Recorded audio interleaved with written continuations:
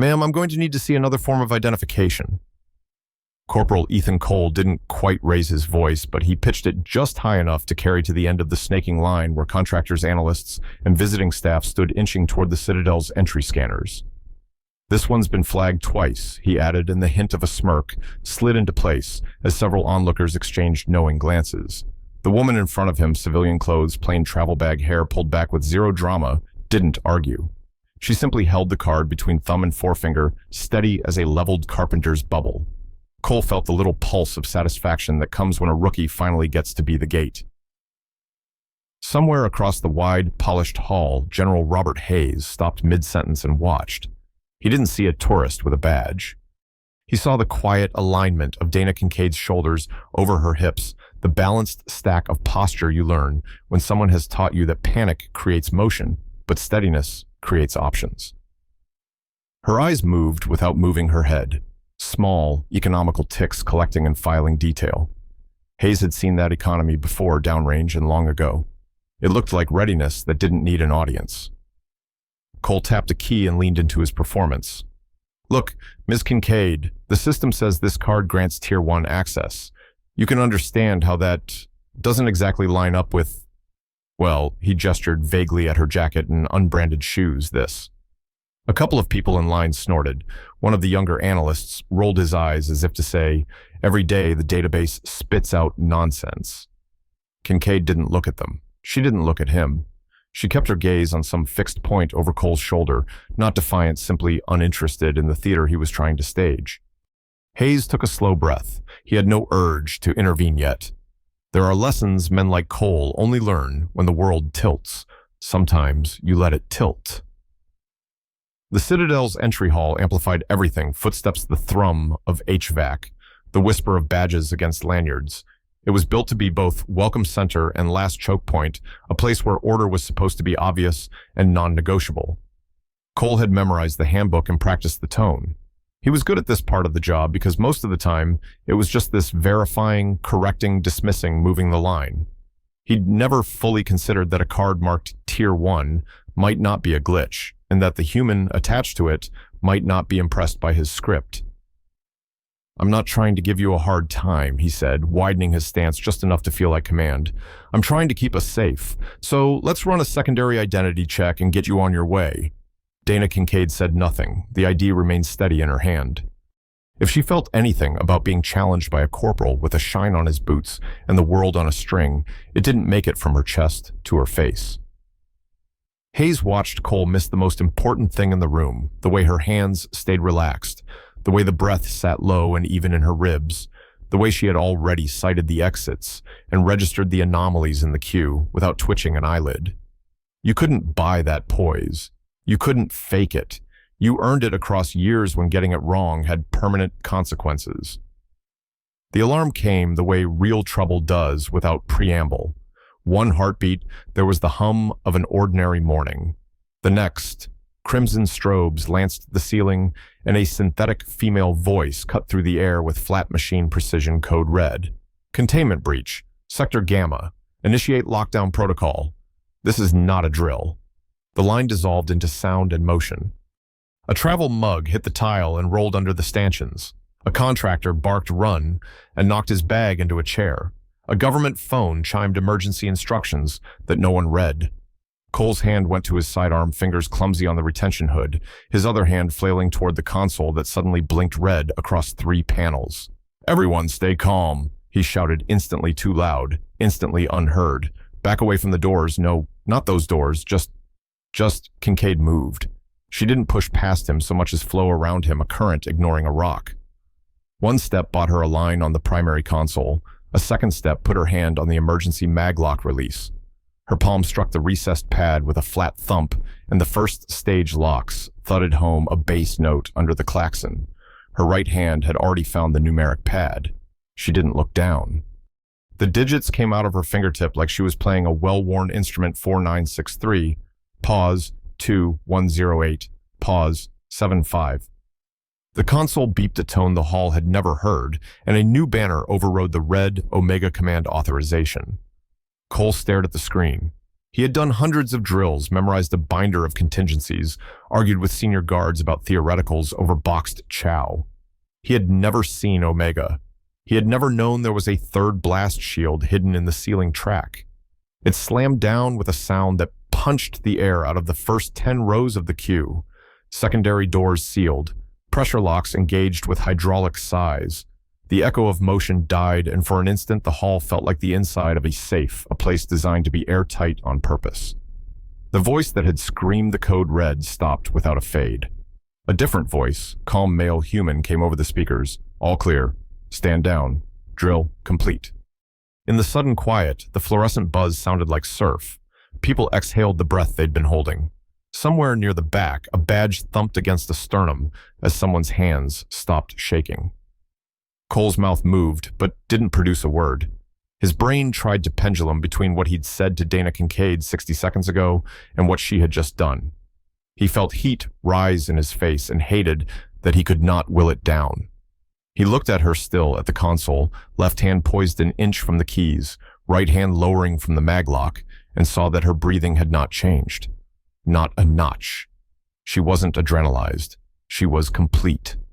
Hayes started walking, not fast, not slow, a measured cadence that announced both his presence and his intent to anyone with ears. No one addressed the crowd. No one needed to. The blast doors were already ratcheting back into their housings, a steady choreography of steel and air. Kincaid tapped 2 final keys and the Omega banner dissolved, leaving the console's regular interface waiting like a blank page. She stepped aside. Cole swallowed, holstered, and tried to assemble words that would not sound foolish. "Ma'am, he began and the sentence died. Every word he knew belonged to a world that had existed 4 minutes ago. There are times when the only correct sentence is none. General Hayes didn't look at Cole. He stopped at the console eyes on the line of text that had flashed there and vanished. He took Dana Kincaid's ID from the counter, with 2 fingers slid it into the console's master slot, and said, "Lieutenant, give me the admin terminal." The lieutenant at the adjacent desk, who had gone as white as chalk at code red, snapped back to life and shoved a keyboard toward him. Cole realized he hadn't seen the lieutenant move the whole time. Some people freeze. Some people calibrate. He'd been loud. She'd been fast. Kincaid had been inevitable. The console screen went black, then bloom lit into a completely different operating environment, one with the kind of edges and warnings you didn't see outside very small rooms. Across the top, in sterile white shadow reconnaissance protocols only. Hayes keyed a string he didn't need to look up. The file that opened was spare and devastating. Kincaid Danam Command Sergeant Major, Unit Joint Special Operations Command Task Force 7, status active, designation Spectre. The rest scrolled like a surgical inventory of things that don't happen in Daylight Valor Awards you almost never see in clusters schools that don't advertise citations with more black bars than words. Hayes felt the room lean toward the screen as if proximity might improve comprehension. He turned at last, and his gaze found Cole. It wasn't cruel. It was simply heavy, the way gravity is heavy. "Corporal," he said, voice, even as a steel ruler, "do you know who you're looking at?" Cole tried to answer and couldn't. Hayes shifted his eyes back to Dana Kincaid. The salute he executed belonged to another era, heels together, shoulder blades tight, right forearm slicing that perfect angle to brow. He held it for a heartbeat longer than regulation demands. She returned one with economy and without flourish, as if to say, acknowledgement is sufficient.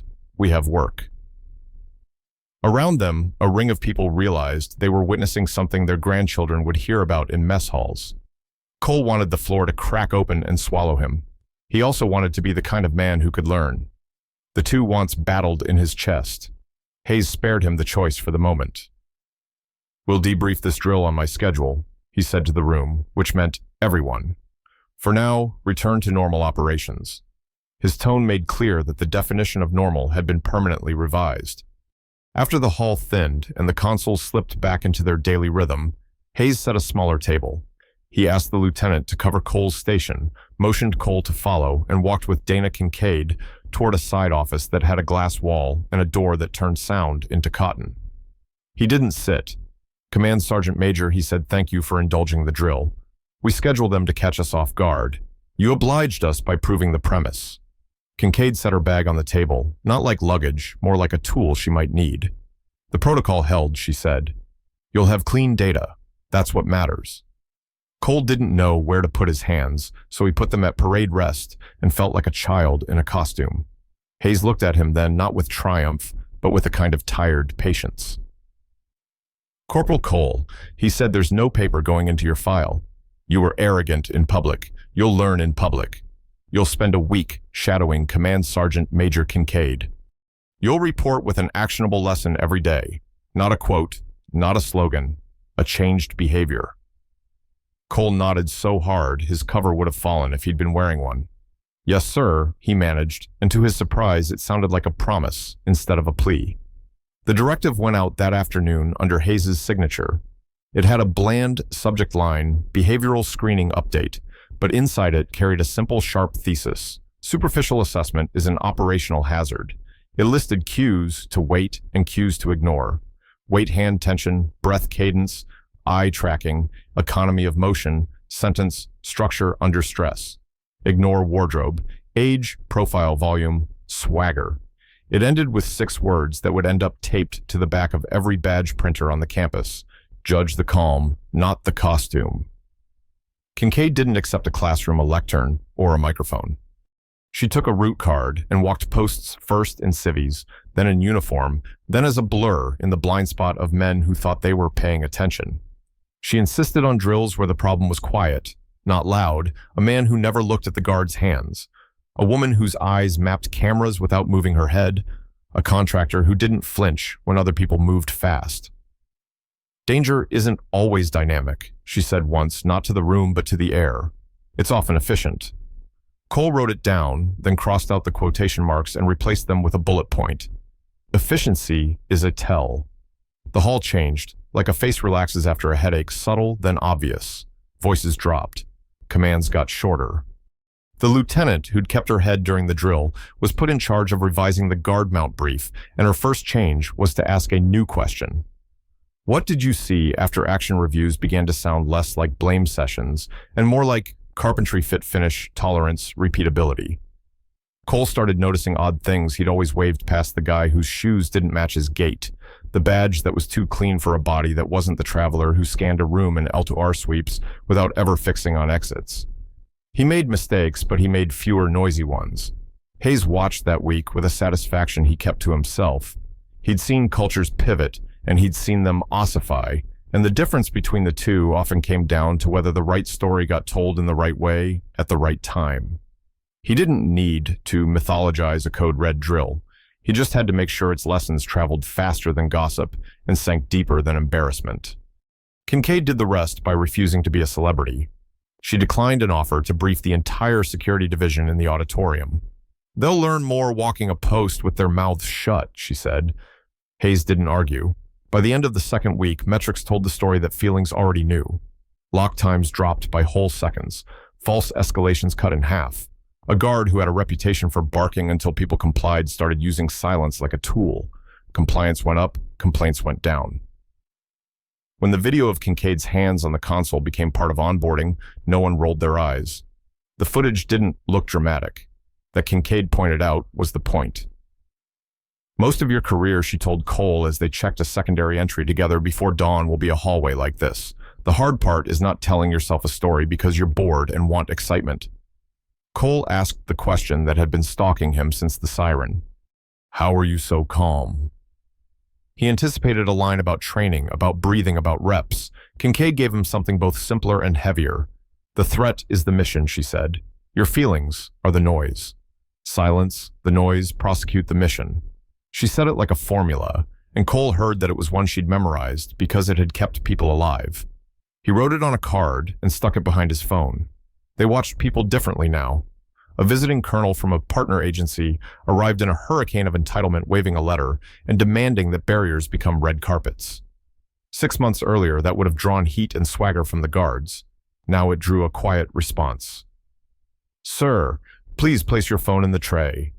The colonel blustered, then complied, then left, wondering why it had felt like his weather front had passed over stone. Observers noticed that noise, when it didn't meet friction, dissipated. Calm when it met noise remained. Hayes sat with Kincaid once more in his office with the glass wall. He kept the conversation short. We're better because you walked in the door, he said. We'll be better still if we honor what you did by repeating it in our lanes. Kincaid bobbed her head, neither modest nor proud. It wasn't complicated, sir, she said. I was there, I had an authorization, and the system accepted it. The drama people saw belonged to their own ideas of what important looks like. Hayes smiled without humor. We've built entire institutions on the idea that loud is real, he said, and most of what saves us is quiet. Cole's week stretched into a month, not because he was being punished, but because he found he liked learning this way. He liked that the corrections were mechanical, not moral. Kincaid adjusted his stance at a turnstile and said, "Less weight on the heels. You'll see more." She had him close his eyes and describe what he'd heard while two people crossed behind him. When he got it wrong, she didn't tisk. She showed him how to be right the next time. This was not a religion. It was a craft. It had rules you could practice. It did not care if you were offended by those rules. Word of the drill of the Omega code that existed and the quiet professional who had entered it spread the way. Useful rumors spread, clipped unadorned traded between men and women who had no patience for bar story embroidery. Some called the stretch of floor in front of the console Kincaid's line. It wasn't official, and it never became a plaque, but the phrase served as shorthand. If you drifted into old habits, judging by the jacket, first you'd hear a dry voice behind you. Careful, you're standing on Kincaid's line. It meant stand straight or slow. Your breath, look again. Cole ran into General Hayes in the hall one afternoon while shadowing Kincaid on a spot check. Hayes stopped them with a tilt of the head, the way he always had a commander who could move entire buildings with a nod. "How's the education?" he asked Cole. Cole could have described techniques maxims the 1,000 tiny ways his hands and eyes had changed. He chose a different truth. "Sir," he said, "I used to think I was doing security. I was doing theater. I'm learning security." Hayes grunted the sound older men make when they approve of both content and brevity. "Keep at it," he said. "Your job is not to be impressive. It's to be useful." People outside the security bubble saw the change too. Analysts noticed guard questions got better. Logistics staff found entries smoother because the friction had been relocated from voice to thought. The Citadel didn't feel softer, it felt sharper. Even the way the hall sounded shifted a different mix of tones, a different timing, to footsteps, fewer spikes of volume, more plateaus of competence. It's a strange thing to measure culture. You feel it in your diaphragm before you can plot it on a slide. Hayes heard it every morning and slept better at night. On the last day of his official shadowing, Cole asked Kincaid one more question. "What do you want us to remember when you're gone?" She didn't answer immediately. She finished what she was doing, resetting a badge reader after a software update, because of course she knew how, and then looked up. "Remember that your first job is to see," she said. "Seeing is disciplined. It's not a vibe, it's a list. Hands, breath, eyes, feet, language. If you're loud, you're not seeing. If you're insulted, you're not seeing. If you're in love with the story in your head, you're not seeing. Get curious. The rest follows." Cole wrote it down, then copied it into his notebook, then rewrote it until his own handwriting made it a habit. Hayes authored one more document before the month drew to a close. It was short, 3 pages, 1 signature, and it codified what the hall had already adopted. It removed a few rhetorical flourishes from the earlier directive and replaced them with verbs: observe, verify, decide, act, review. It mandated quarterly drills with the noise turned down and the stakes turned up. It assigned mentors in pairs, mixing calm veterans with loud go-getters and letting the osmosis run. He ended it with the line that had started appearing on sticky notes under monitors: "Judge the calm, not the costume." The phrase began as a reminder. It became a habit. Kincaid declined a farewell. She didn't need one, and the work didn't stop because she walked to another building. She kept a spare copy of her authorization card in a flat pocket inside her bag. It never needed to leave the pocket again. The point had been made in a way even bureaucracy could understand. Credentials matter, but competence moves first. The hall she left behind didn't worship her. It imitated her. In the military, that's the point. Months later, Cole found himself standing at the console when a different kind of problem rolled into the line. No alarms, no strobes, just a pair of contractors who didn't fit themselves. He felt the old urge to confront, to command, to inflate. He inhaled slowly through his nose, let the breath find his belt, and waited one heartbeat longer than his nerves wanted. The tel arrived. Their eyes swept cameras, but never checked exits. He called for a secondary without explaining why.